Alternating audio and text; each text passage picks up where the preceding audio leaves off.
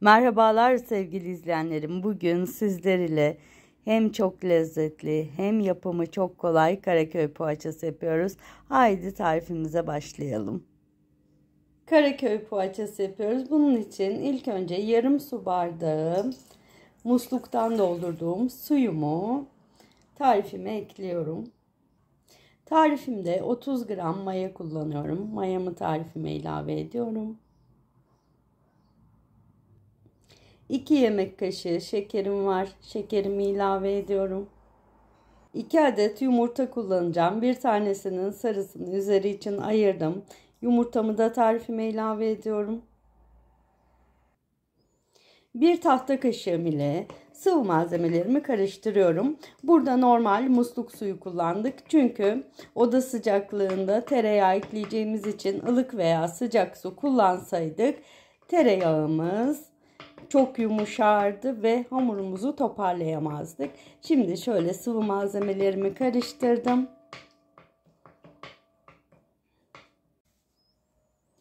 Şöyle 4 su bardağı unumu eleyerek tarifime ilave edeceğim.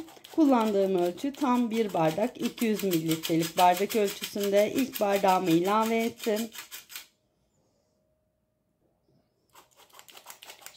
Şöyle ikinci bardak unum.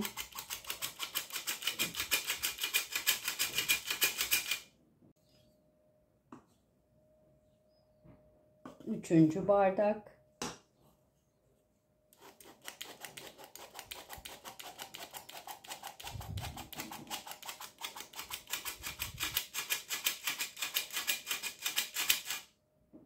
Ve dördüncü bardak unum.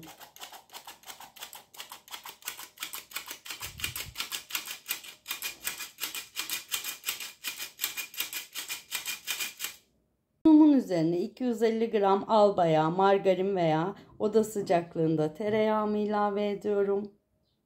Üzerine 1 tatlı kaşığı tuz ilave ederek tüm hamur malzemelerimi birlikte yoğuruyorum.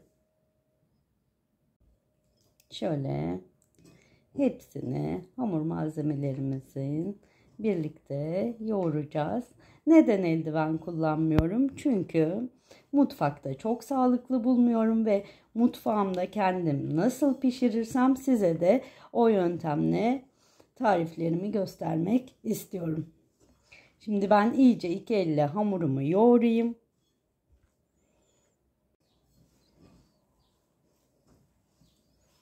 Yavaş yavaş hamurumuz toparlanmaya başladı. Elle yapışmayacak arkadaşlar. Doğru kıvam budur.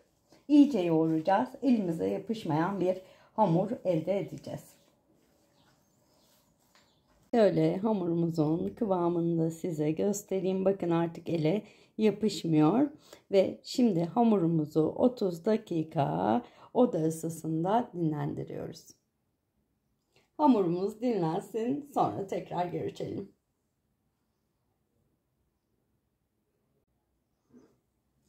...30 dakika dinlendirdiğimiz hamurumuzu açıyoruz. Tezgahımızı hafif unluyoruz. Tezgahımıza hamurumuzu alıp şöyle tekrar bir yoğuruyoruz.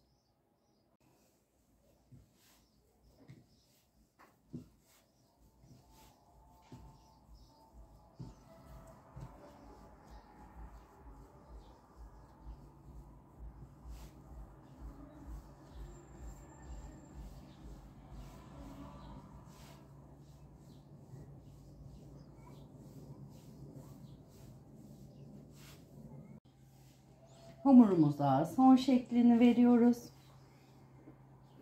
Ve bir bıçağımız ile şu şekilde ortadan ikiye ilk önce kesiyoruz.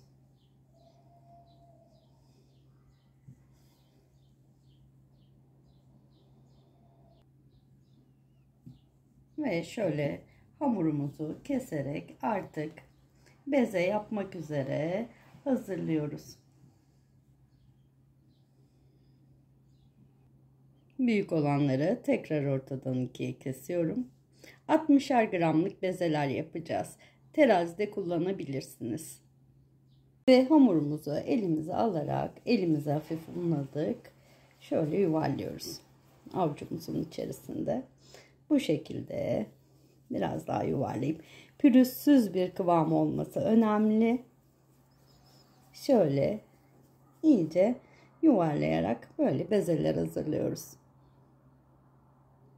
Poğaçalarımızın hamurunu bezeledik. Şimdi hazırladığımız bezelerimizi yağlı bir fırın tepsisine, yağlı kağıt serdiğimiz bir fırın tepsisine diziyoruz.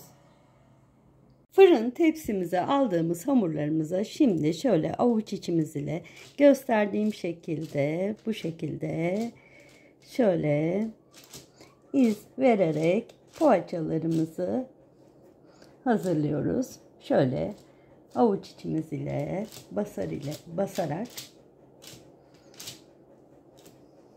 ve tarifimiz başlarken ayırdığımız yumurta sarımızı bir yumurta fırçamız ile poğaçalarımızın üzerine sürüyoruz.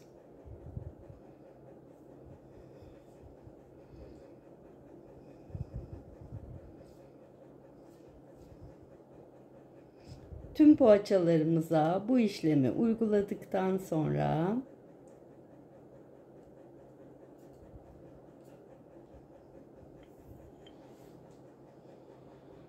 poğaçalarımıza şöyle çatal ile iz veriyoruz üzerlerine.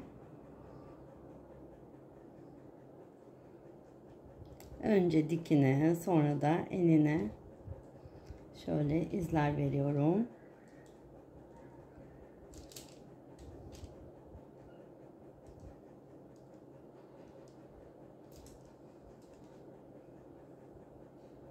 Şimdi şöyle birazcık daha iz verip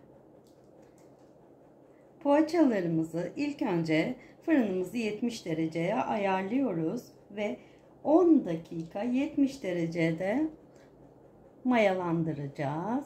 Şimdi tepsimi, fırınımı 70 dereceye ayarlayarak 10 dakikaya kurarak fırına gönderiyorum. Poğaçalarımız 70 derecede 10 dakika dinlendi. Şimdi fırınımı 180 dereceye ayarlıyorum ve kızarana kadar poğaçalarımı pişiriyorum. Poğaçalarımız pişti, fırından çıktı. Mis gibi kokuyor şu anda her yer. Sıcaklığına gelmesini bekliyoruz. Oda sıcaklığına geldikten sonra servis tabağımıza alıyoruz. Pişen poğaçalarımı bir servis tabağıma aldım. Şimdi sizlere iç dokusunu da göstermek istiyorum. Gerçekten nefis oldu poğaçalarımız. Şimdi hep birlikte bir tanesinin içerisine açıyoruz. Gördüğünüz üzere yumuş yumuş poğaçalarımız oldu.